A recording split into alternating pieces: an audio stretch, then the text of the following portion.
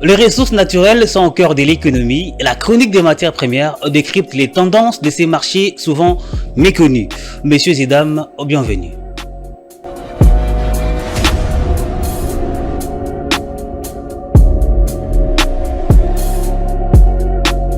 Mais avant tout, l'information.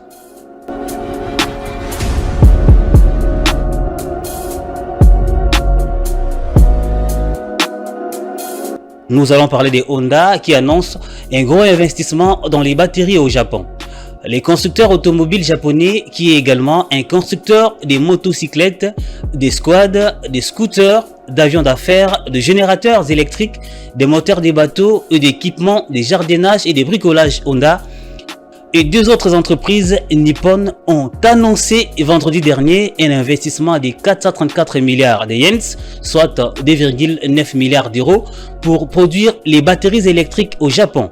Un effort que le gouvernement japonais va subventionner en partie. L'objectif de Honda et de ses partenaires locaux, GS Yuasa et Blue Energy, est de lancer une première ligne de production à grande échelle en 2027 et d'autres lignes doivent ouvrir d'ici 2030. Selon est communiqué, le gouvernement nippon va accorder aux trois entreprises environ 159 milliards de yens, soit 1 milliard d'euros, de subventions pour ces projets, est-il précisé. Honda est les constructeurs japonais les plus ambitieux dans l'électrique. Il s'est fixé en 2021 l'objectif d'avoir des ventes 100% électriques d'ici 2040 dans le monde entier, alors que Toyota notamment continue de beaucoup miser en parallèle sur les véhicules hybrides. Le mercredi dernier, Honda avait déjà annoncé qu'il lancerait en 2025 un nouveau modèle de véhicule électrique de taille moyenne à grande sur les marchés nord-américains et 3 modèles électriques au Japon en 2025 et 2026. L'an dernier, le groupe s'est associé au site coréen LG Energy pour construire une usine de batteries électriques aux États-Unis d'Amérique qui fournira exclusivement les usines du constructeur nippon dans les pays d'ici à fin 2025. Les coûts moyens de cette usine qui sera implantée dans l'Ohio à proximité de plusieurs usines de Honda a été initialement chiffré à 4,4 milliards de dollars américains.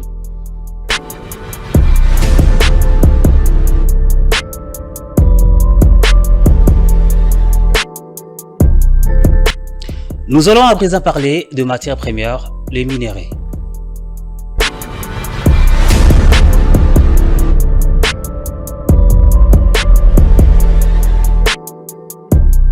Il faut signaler que la semaine ici n'annonce pas de bonnes perspectives pour les principaux produits miniers exportés de la République démocratique du Congo, justement parce que la tendance est beaucoup plus baissière. Dans les marchés, le cobalt voit son prix chuter cette même semaine sur les marchés internationaux ou encore nationaux à 35 012 dollars américains la tonne contre 37 596 dollars la tonne la semaine passée, soit un écart négatif de l'ordre de 2 584 dollars américains.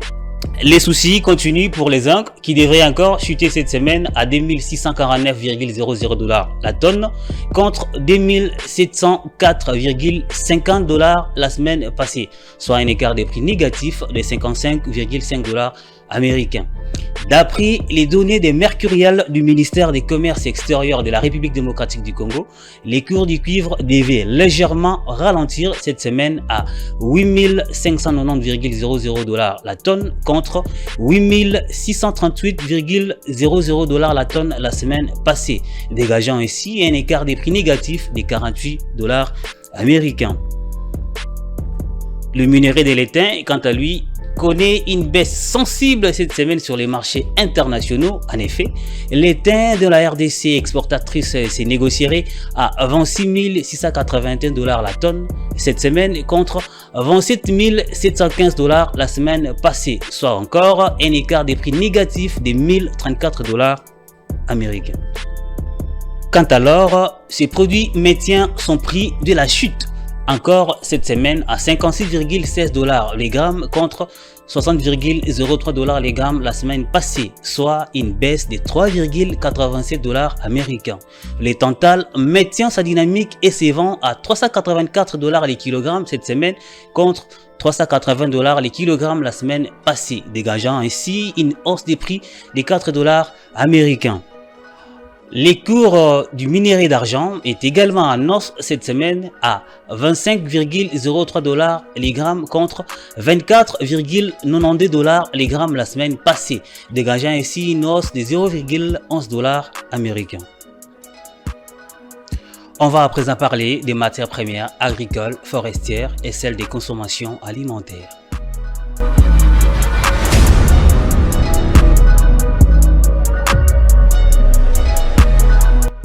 Il est noté au regard des projections des experts de la Commission nationale des mercuriales du ministère du Commerce extérieur de la République démocratique du Congo, la tendance générale sur les marchés international ou encore national et à la stabilité des prix des produits agricoles et mini forestiers d'exportation de la RDC en cette période.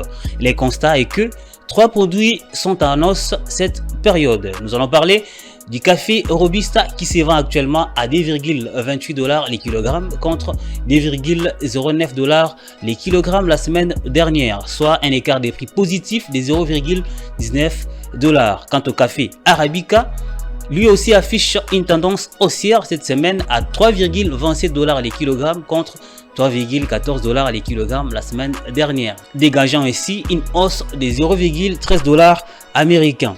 L'autre produit en hausse, c'est les cacao qui se négocie cette semaine autour de $1,49 les kilogrammes contre $1,37 les kilogrammes la semaine dernière, soit une hausse de $0,12 américains. Tous les autres produits agricoles et menus forestiers affichent cette semaine une tendance stable. Les caoutchoucs à $0,73, la papaïne à 16,17 € les kilogrammes, les écorces de quinquina à 1,88 € les kilogrammes, la poudre de totakina à 55,20 € les kilogrammes, les sels de quinine à 93,84 € les kilogrammes et la raolfia à 1,56 € les kilogrammes. Selon le rapport de la conjoncture économique publié par la Banque centrale du Congo, BCC, les prix du bleu et du maïs se sont fléchis de 4,38% et 0,38% cette semaine, se situant respectivement à $243,38 la tonne pour le bleu et $239,48 la tonne pour les maïs cette semaine. Place à la matière première du jour.